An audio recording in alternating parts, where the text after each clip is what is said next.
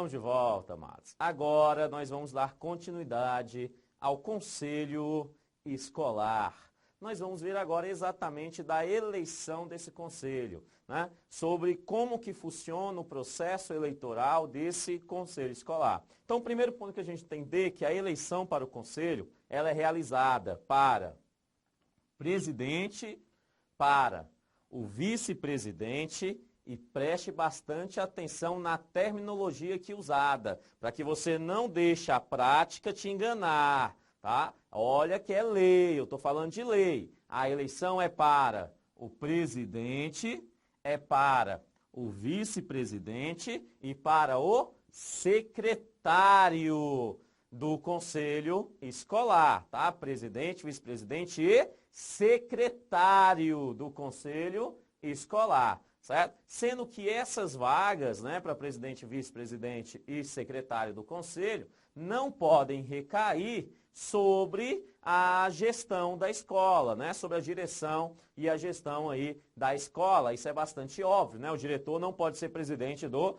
conselho escolar, certinho? Tá? Amados, a eleição do conselho, ele vai ocorrer, né, no final do primeiro bimestre do ano letivo. Isso, obviamente, a cada 3 anos, tá? A cada 3 anos haverá uma eleição para o conselho na escola e essa irá ocorrer no final do primeiro bimestre do ano letivo, né? Quem organiza essa eleição? Amados, quem organiza a eleição do conselho escolar são duas comissões, Uma delas é a comissão de eleição local e a outra é a comissão eleitoral central. Então, comissão eleitoral local e comissão eleitoral central. São duas comissões. Elas organizam tanto a eleição aqui do conselho escolar, como também a eleição do diretor e do vice-diretor das escolas, tá? Essas duas comissões, nós vamos estudá-las um pouquinho mais para frente. Eu só quero que você entenda nesse momento que quem organiza a eleição para o conselho escolar são essas comissões, tá? Poderão se candidatar, preste atenção nessa informação, poderão se candidatar qualquer pessoa dos segmentos da comunidade escolar. Lembra do primeiro vídeo? Nós vimos lá os 7 segmentos. Qualquer uma daquelas pessoas podem se candidatar. Exceto, então não é qualquer uma, né, professor? Se é exceto, não é qualquer uma. É isso mesmo, amado. Se é exceto, não é qualquer outra. Tem uma delas que não pode se candidatar, tá? Não pode se candidatar se estar dentro daquele quadro, né, dos 7 segmentos da comunidade escolar. Não pode se candidatar ao conselho escolar os professores de contrato temporário. Esses não podem se candidatar a membros do conselho escolar, certo? Também é bem óbvio, né? Porque o contrato acaba, ele sai da unidade escolar, né? E o conselho fica. Então é por isso que ele não pode sair candidato. Então, olha lá, exceto os professores contratados temporariamente. Esses não podem se candidatar. Então, pai de alunos pode se candidatar? Pode. Professores efetivos? Pode. Assistentes? Pode. Tá? Alunos acima de 13 anos? Pode. Agora, só um detalhe. Aluno acima de 13 anos, né? É um pouquinho mais complicado. Ele precisa só ampliar, né? Para ser quem é presidente do conselho escolar, amados, responde civil e penalmente, tá? Pelas atividades ali realizadas pelo conselho escolar. Porque o conselho escolar também passa por questões econômicas, né? Quem acompanha ali o processo financeiro da escola, então tem aí responsabilidades. Então, obviamente, só vai poder assumir, se a gente for entender de um âmbito maior, aquelas crianças acima de 18 anos, porque irão responder penalmente, civilmente pelo processo, tá? Agora, para sua prova, qualquer um dos segmentos pode assumir, com exceção dos professores contrato, tá? Todo o conselho escolar vai ter um membro nato, certinho? Nós vimos lá na tabelinha, lembra? O membro nato é quem? Isso, o diretor, tá? Então, todo o conselho vai ter um membro nato, que é o diretor, Eu não sei se você tem conhecimento de conselhos de outros estados. Em outros estados, os membros natos são outros também, tá? Aqui no DF, o membro nato do conselho escolar, conforme a Lei de Gestão Democrática do DF, é apenas o diretor. Então, só o diretor é membro nato, só o diretor. Agora, na ausência e impossibilidade do diretor de ir a uma reunião do conselho, né? Quem vai assumir no lugar dele é o vice-diretor. Então, na ausência e impossibilidade do diretor ir à reunião, o vice-diretor pode ir. Agora, na ausência ou impossibilidade dos dois, do diretor e do vice-diretor, quem vai no lugar dele será um outro membro da gestão da escola, tá? Um outro membro da equipe gestora. Então, um outro membro assume ali o processo dessa reunião, perfeito? Amados, como ele é nato, ele pode faltar e ele não vai ter penalidade nenhuma. O diretor é o único que pode faltar ao conselho, que não irá perder a função propriamente dito por causa de falta. Os outros perdem dependendo da quantidade de faltas. O diretor não, tá? Porque ele é membro nato, O fato dele ser diretor já é suficiente para permanecê-lo ali como membro do conselho escolar, perfeito? Os conselheiros têm mandato, né? Assim que eles são eleitos, eles têm mandato. Esse mandato é muito tranquilo, extremamente tranquilo. O mandato desses conselheiros são de 3 aninhos, né? 3 aninhos aí o mandato dos conselheiros, sendo possível apenas uma recondução, ou melhor, uma reeleição. Ele foi eleito, então é uma reeleição. Então apenas uma reeleição por igual período. Então o mandato de conselheiro escolar será de 3 anos, permitida apenas uma única reeleição, não é? Por igual período, de forma consecutiva, certinho? Quem atua no conselho escolar, ele vai atuar 0800, tá? 0800.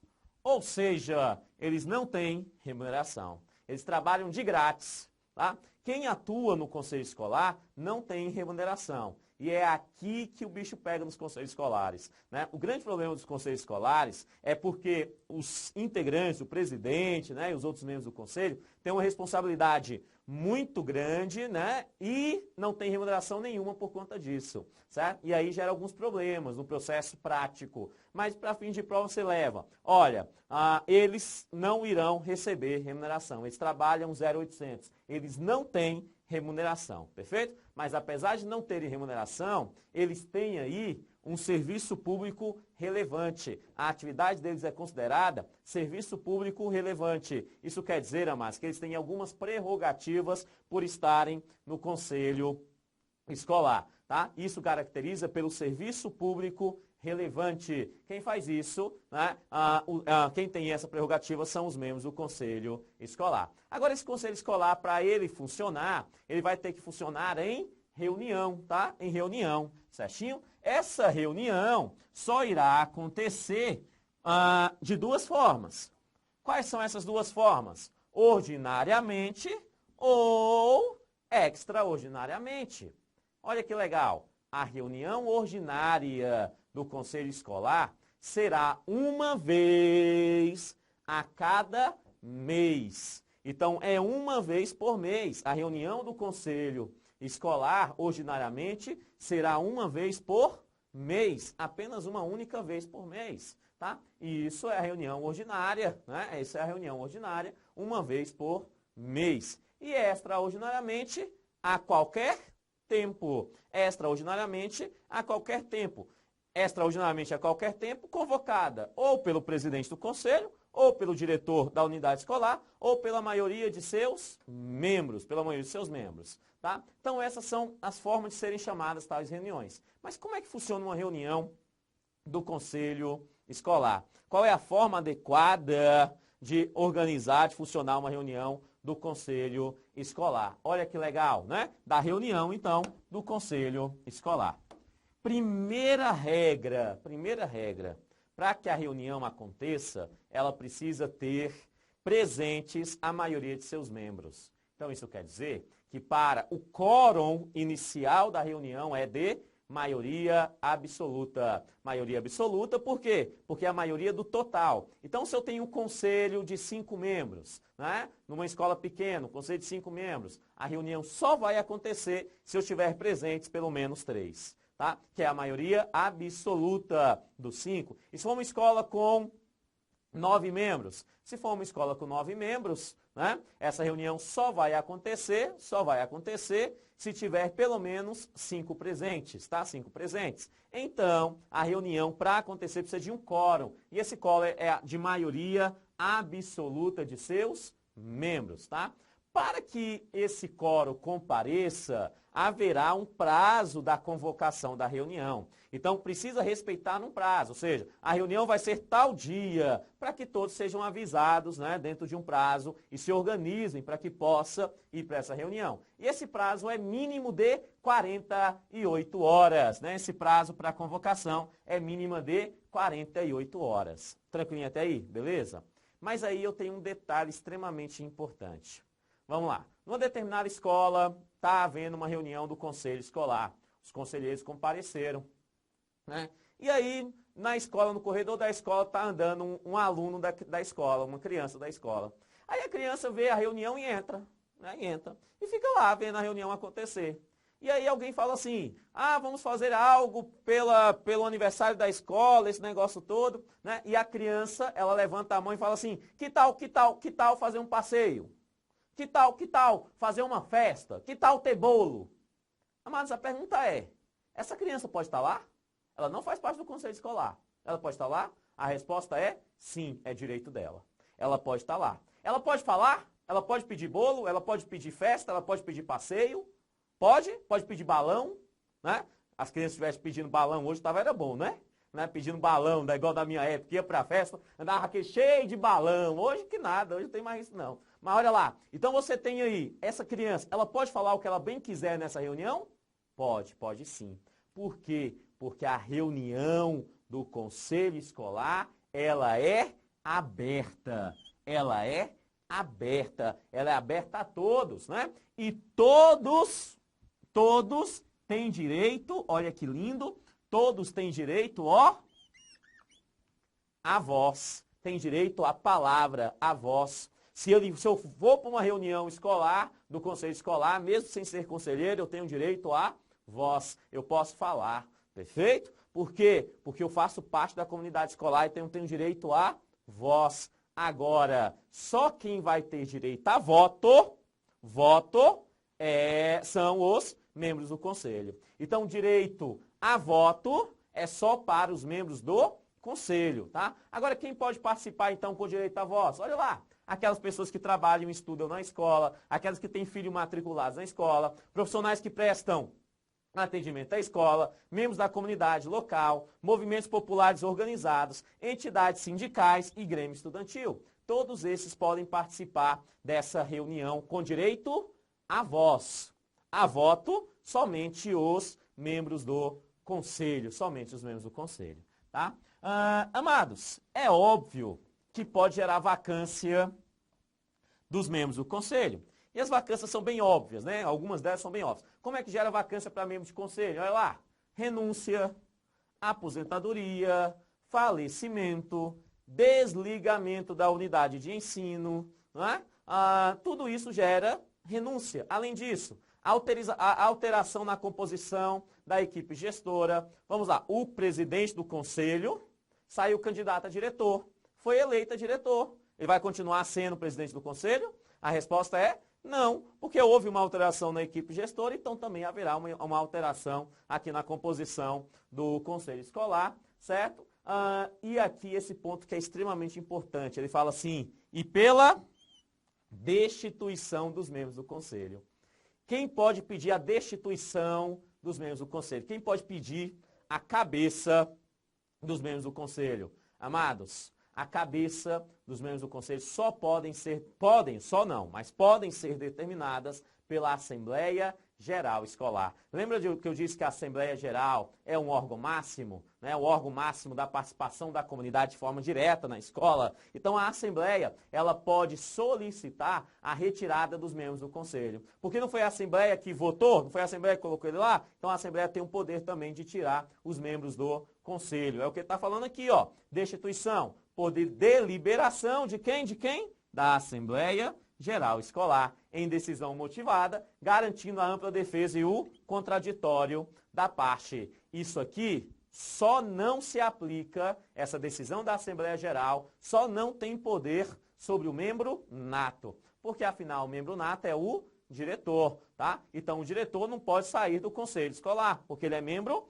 nato. Então, a Assembleia Geral só não tem poder para destituir do cargo de conselheiro o membro nato, o diretor. Todos os outros, ela tem poder para isso, tá? Ela tem poder para isso. Tranquilo? Aqui, amados, ainda haverá aqui, né, a ação de renúncia, né, de destituição do cargo, aqueles que não comparecerem na reunião, há 3 reuniões ordinárias consecutivas, ou há 5 reuniões, alternadas. Tá? Então, aqueles que não comparecerem à reunião 3 vezes consecutivas ou 5 alternadas, reuniões ordinárias, também são destituídos dos cargos. É óbvio também, com a exceção do membro nato. Se o membro nato não foi para nenhuma reunião, ele continua sendo nato, ele continua sendo membro daquela instituição, certo? E sendo que essa atividade, né, essa função, ela vai ser vacante, né, ela vai ser assumida. Então, vamos lá, o presidente, ele vagou, né, teve ali uma vacância do cargo, da função do presidente do conselho. Quem assume? O segundo que foi eleito no lugar dele, tá? O segundo colocado naquela eleição. É o que diz aqui, ó. Sendo a função vacante assumida pelo candidato com votação imediatamente inferior àquele eleito, com menor votação no respectivo segmento, tá? No respectivo segmento. Então, o conselheiro, segundo candidato, que foi, né, ali daquele segmento, né, ele assume aquela vaga. Obviamente, também não se aplica ao membro nato, né? Porque o nato é nato e é o diretor. E assim nós encerramos o conselho escolar.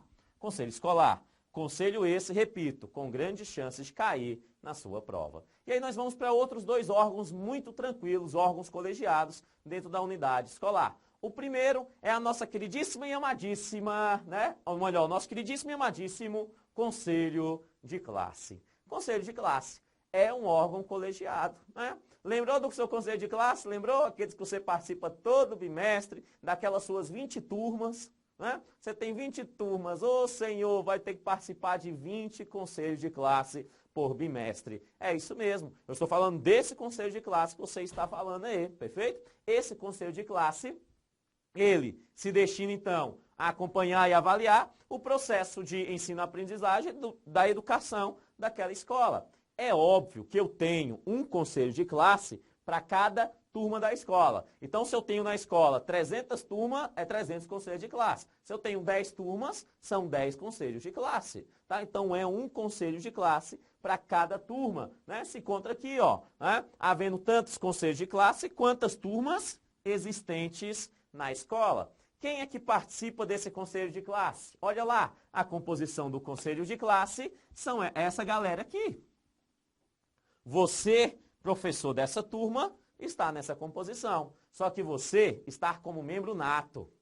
Então, toda vez que você é professor de uma determinada turma, você é membro nato do conselho de classe. Você é membro nato do conselho. Você tem o direito de participar. Ninguém pode tirar você desse conselho. Você é membro nato. Então, deixa claro, ó, quem são os membros natos do conselho de classe? Todos os docentes de cada turma, representantes da equipe. Ainda é membro nato, os representantes da equipe gestora, né? Como condições de conselheiros natos. Então, os docentes e membros da equipe gestora são membros natos do conselho de classe. Ainda participa do conselho de classe representantes dos especialistas da educação, representantes da carreira de assistência à educação, tem que ter sempre pessoas da assistência à carreira da educação lá, porque nós estamos falando de uma ação de conselho de classes, onde define-se notas, define-se questões de aprovação, reprovação, isso tem que parar na secretaria da escola, né? Então tem que ter essa relação aí no conselho de classe. Ainda, representantes dos pais ou responsáveis também participam desse conselho de classe. Ainda participam do conselho de classe representantes dos alunos, preste atenção, representantes dos alunos participam de conselho de classe sim, mediante que esse representante esteja, no mínimo, no 6º ano. Então, traduzindo, da segunda fase do ensino fundamental para lá, ele precisa estar, no mínimo, no 6º ano do ensino fundamental. Ou no primeiro segmento da educação de jovens e adultos, né, no EJA. Então, o representante dos estudantes só participam a partir do 6º ano. Então, já o examinador ele pode misturar legislações para você. Então, ele fala assim, ó, vou misturar com a LDB, tá? Fazer uma perguntinha junto aqui. Ele fala assim, o conselho de classe terá participação dos alunos representantes de turmas de toda educação básica. Certo ou errado? Errado, né, Márcio? Porque a educação básica temos a educação infantil, temos o ensino fundamental e temos o ensino médio. Não, aqui ele está falando a partir do 6º ano. Então, é parte do ensino fundamental e o ensino médio, que participará o representante nas turmas, perfeito? E a partir do primeiro segmento do EJA, desse também irá participar. Certinho? Esses estudantes, obviamente, são escolhidos pelos seus pares, né? É aquele dia da eleição do representante de turma. Quem elege representante? Os alunos. É isso que a lei de gestão democrática fala. Quem escolhe o representante da turma são os alunos. Por favor, né? Aquele processo que algumas escolas fazem de indicar o professor escolhe o aluno. Não. Aqui há eleição, a lei deixa claro. São os alunos que decidem quem serão os seus representantes, né? Os seus representantes. Certo? E ainda irá participar, esse aqui é extremamente importante, naquelas escolas regulares, aquelas escolas de educação regular, que tenha inclusão social, né, dos alunos portadores de deficiência. Nessas escolas, obviamente, na turma que tem um aluno com deficiência, né, tem que ter a participação lá do professor de apoio, tem que ter lá a participação dos representantes dos serviços de apoio especializado, em caso de turmas inclusivas. Então, tem um aluno especial na turma, também o professor de apoio especializado tem que estar lá. Fechou? Bom demais, né? O conselho de classe, ele vai se reunir ordinariamente, adivinha? Amados, sempre se reúne no final do bimestre, não é isso? Então, ordinariamente, o conselho de classe se reúne uma vez por bimestre, E extraordinariamente, sempre que convocado. Isso mesmo, você pode convocar o conselho de classe de forma extraordinária, né? De forma extraordinária. Então, ordinariamente uma vez por bimestre e extraordinariamente sempre que convocado. Mediante que para essa convocação, né, extraordinária, eu preciso ter pelo menos 1/3 dos membros do colegiado, né, querendo que isso aconteça. Ou seja, a solicitação do diretor, né, da escola. Então, nesses dois casos, haverá aí a reunião extraordinária. E assim nós encerramos aí as atividades do conselho de classe. E vamos para o último grupo em relação aos órgãos colegiados. Nós vamos para o nosso queridíssimo e amado Grêmio Estudantil. Mas o Grêmio é muito tranquilo, muito tranquilo. Primeiro, o Grêmio Estudantil, nós sabemos que ele é um órgão, né, de gestão democrática, sim, mas de alunos para alunos. Então, quem organiza todo o processo eleitoral do Grêmio Estudantil são os próprios alunos, né? Então, os alunos, eles formulam ali o Grêmio Estudantil. Eles formulam o Grêmio Estudantil para quê? Bem aqui, ó, né? Dizendo aqui que as instituições educacionais devem estimular e favorecer a implementação e o fortalecimento dos Grêmios Estudantis. Para que isso? Para que a forma de desenvolvimento da cidadania e autonomia dos estudantes como espaço de participação estudantil na gestão escolar. Então está falando, LDB, que a criação do Grêmio Estudantil é para fazer com que os estudantes participem do processo de gestão democrática da escola com toda a cidadania que eles tenham. Perfeito? Então esse é um processo importante, tá? Mas o que realmente me interessa em relação ao Grêmio Estudantil, e é o que realmente pode cair na prova, é o seguinte, preste bastante atenção aqui. O Grêmio Estudantil, ele precisa fazer um estatuto. Quem elabora o estatuto do Grêmio Estudantil é o próprio Grêmio Estudantil. Tá? Então, os alunos eleitos do Grêmio Estudantil organizam e elaboram o seu estatuto do Grêmio. Certo? Quem aprova esse estatuto são os alunos daquela unidade escolar. Não é a direção que aprova o estatuto de Grêmio, não. Quem aprova o estatuto são os alunos daquela unidade escolar. Então, coloquei aqui, ó, a organização e funcionamento do Grêmio Estudantil escolar serão estabelecidos em estatuto a ser aprovado pelo segmento, dos estudantes da respectiva unidade escolar. Então, quem aprova o estatuto? Os estudantes. Então, se ele estiver lá no estatuto assim, falando, o Grêmio Estudantil tem que ter uma sala própria. Tem que, os estudantes aprovaram, vai ficar no estatuto. Falar assim lá no estatuto, o Grêmio Estudantil pode fazer passeios, vai estar lá no estatuto. O Grêmio Estudantil pode elaborar festas na escola, está no estatuto. Os estudantes assinaram, está lá no estatuto. Agora, amados, entenda, o estatuto do Grêmio Estudantil, eles que organizam, é o segmento dos alunos que aprova. Agora, é óbvio que as decisões desse estatuto, não necessariamente a escola tem que liberar. Isso é óbvio. Se está lá no estatuto, o Grêmio Estudantil pode fazer festa a hora que bem entender, né? É óbvio que a direção da escola, né? O conselho escolar não precisa autorizar isso, né? Isso é bem óbvio. Mas eu quero que você entenda que para fins de provas, quem faz o estatuto é o próprio Grêmio e quem aprova é o segmento dos estudantes. Para quê? Para garantir o processo de gestão democrática, para garantir, né, a ação de que eles participem das decisões da escola. Fechou até aí, amados? E assim nós encerramos os órgãos colegiados. Na próxima aula, nós vamos começar a ver sobre a direção da escola. Valeu e até lá!